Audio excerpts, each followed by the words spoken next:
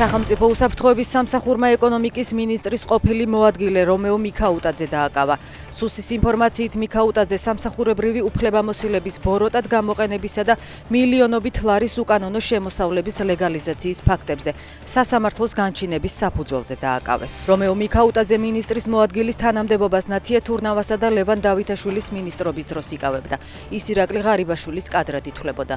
მიქაუტაძისა და მისი ოჯახის მდიდრულ ცხოვრებაზე არაერთი რეპორტაჟია მომზადებული. რომეო მიქაუტაძეს 9-დან 12 წლამდე პატიმრობა ემუქრება.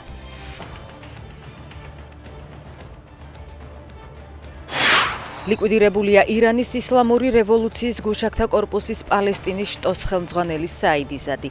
ის ქალაქ ყუმში ერთ-ერთ ბინაში მოკლეს. ისრაელის გრძელი ხელი ყველა მტერს მიწვდება, აცხადებს ისრაელის თავდაცვის მინისტრი. ისრაელმა ისპაჰანში ირანის ყველაზე დიდი ბირთვული კვლევითი ცენტრი დაბომბა.